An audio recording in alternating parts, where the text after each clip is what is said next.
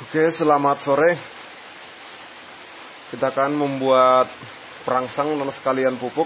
Ini untuk perangsang buah dan sekalian pupuk. Ini perangsang buah, jadi fungsinya sebenarnya bisa untuk masa pertumbuhan, tapi ini diprioritaskan ke masa generatif atau masa pembuahan, yang artinya masa pembuahan adalah bukan berarti hanya tanaman buah.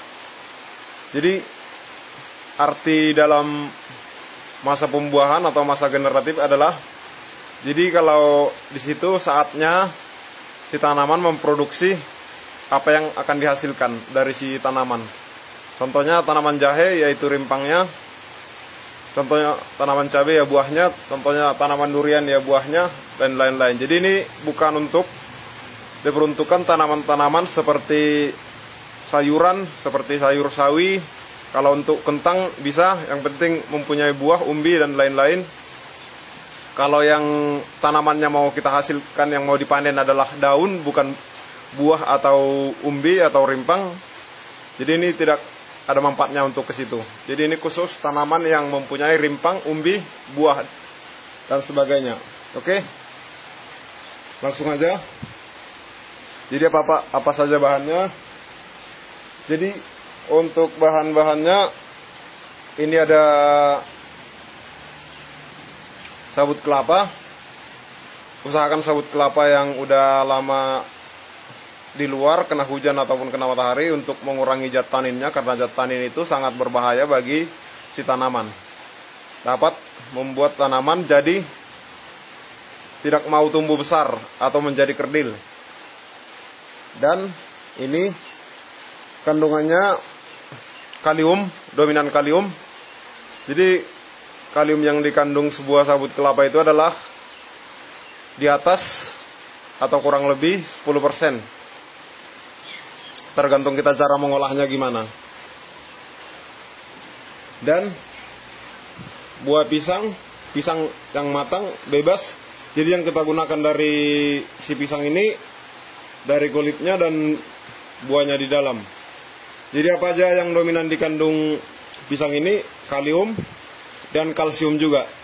Jadi jangan sampai salah, kalium dan kalsium itu sangat beda. Jadi fungsi kalsium itu adalah penetral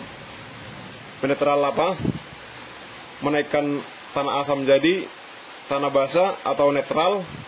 Jadi bisa dibilang ini termasuk basah. Dan unsur hara kalsium sangat dibutuhkan juga di tanaman. Oke, lanjut lagi kita ini.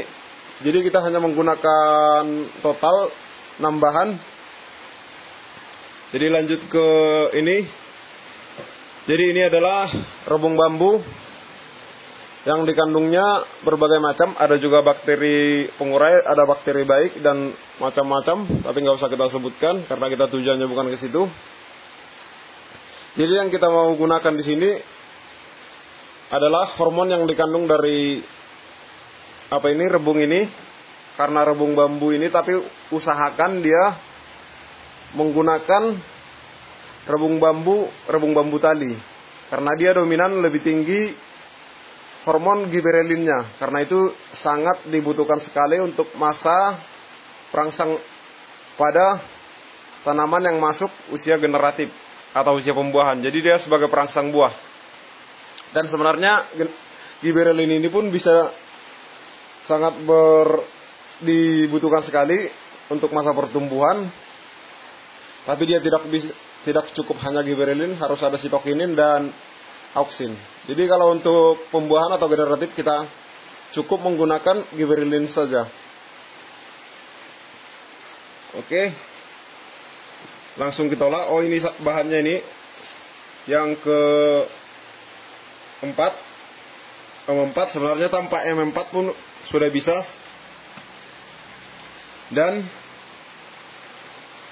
gula atau molase atau gula merah. Jadi yang terbaik dari yang ketiga yang saya sebut tadi yaitu gula merah.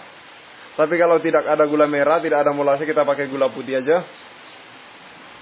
Oke, langsung aja. Jadi ada tambahan lagi nanti.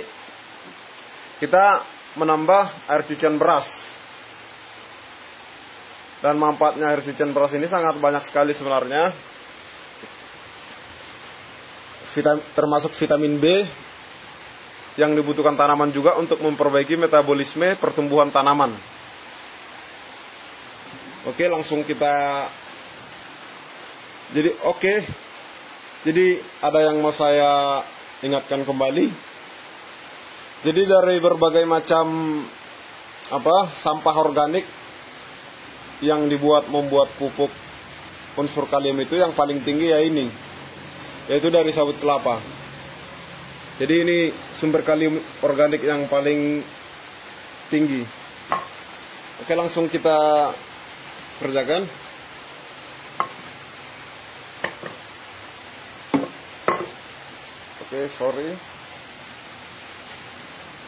Oke, untuk sabut kelapanya nggak usah kita cincang.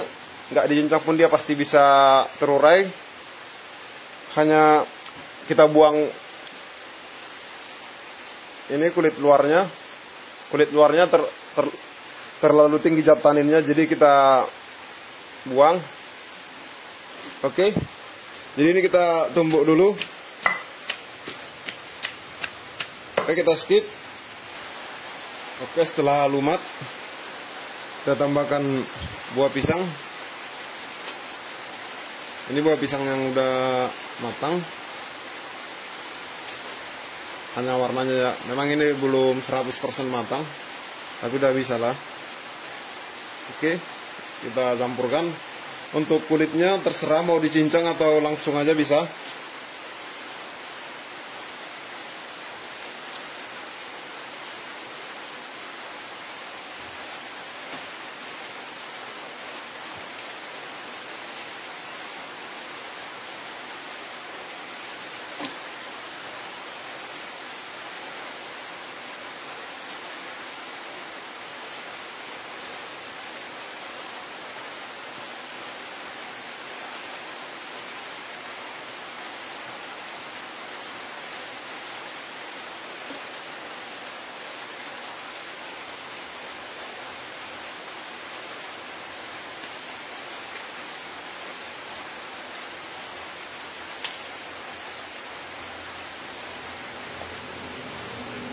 Jadi untuk bahannya usahakan 1:1 semua.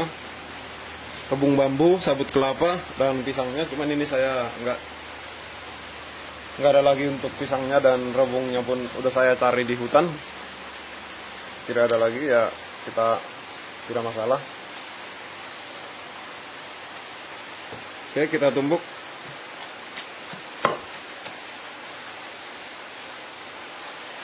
Oke, sudah lumat, kita gabung semua.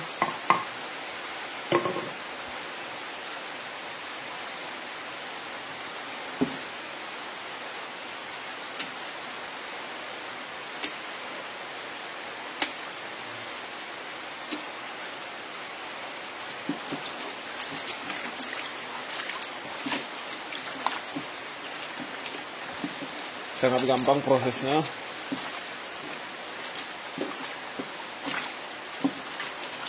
Untuk airnya 1:1 dengan bahan semua bahan. Cuman ini kebanyakan airnya, ya udah nggak apa-apa lah. Jadi untuk selalu jadi untuk penyepraian ke tanaman atau pengkocoran kita tinggikan dosisnya. Atau menggunakan TDS meter pun bisa biar lebih akurat.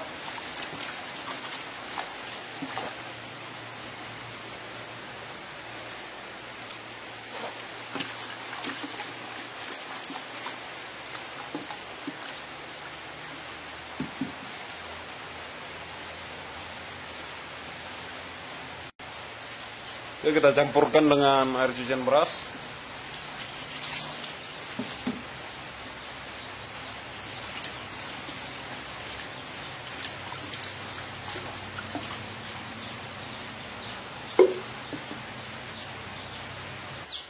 Oke, kita lanjut. Untuk sebagai bakteri fermentasi bebas menggunakan ini pun bisa. Ini adalah PGPR yang dibuat sendiri.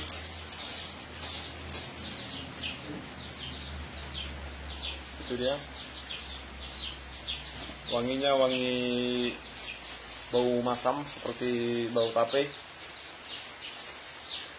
Jadi kalau untuk fungsi sebenarnya lebih bagus PGPR daripada yang ini, cuman bukan berarti saya mengatakan yang ini tidak bagus, ini bagus juga yang M4. Cuman kalau untuk fungsinya bagi tanaman sangat lebih banyak ini. Oke. Cuman di sini saya tidak menggunakan PGPR karena PGPR sudah ada, ini langsung diaplikasikan ke tanaman pun bisa. Kebetulan M4 masih hampir full stoknya, jadi ini dia. Jadi untuk perbandingannya 1:1, contoh gula setengah kilo, tapi yang udah dicairkan atau kalau udah dicairkan dia bisa dibilang 1 liter dari setengah kilo. Jadi untuk M4 nya pun 1 liter juga. Jadi untuk sebanyak ini kita bikin ini contohnya seperti ini 10 tidak nyampe, sekitar ya kurang lebih 10 liter yang ada di wadah ini sekarang. Jadi kita cukup 10 ml M4 untuk 1 liter bahan ini. Jadi kalau 10 liter ya cukup 100 ml atau 100 cc M4 nya, dan begitu juga untuk larutan gulanya cukup 100 ml juga. Oke.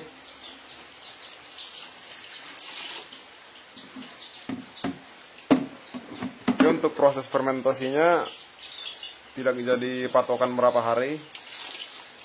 Jadi makin banyak M4 nya dan gulanya lebih cepat prosesnya. Intinya ciri-ciri udah jadi, udah ada bau masam dari sebuah adonan pupuk organik cair ini, berarti itu udah jadi. 10 hari pun udah mau jadi, di bawah 10 hari pun bisa. Cuman standarnya kalau kita mengikuti dosis-dosis standar dalam pemberian M4 dan gulanya, biasanya prosesnya kurang lebih 10-15 hari.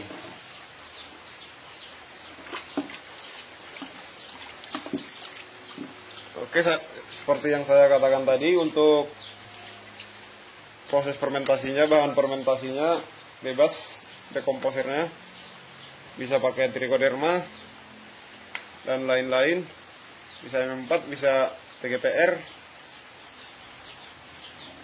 dan lain-lain. Oke, ini kita tutup rapat pakai plastik. Jadi selama prosesnya ditempatkan di tempat yang teduh atau seperti di bawah kolong meja dan lain-lain. Oke, setelah jadi, untuk dosisnya, karena ini udah masuk usia generatif, jadi tanaman udah termasuk separuh tua.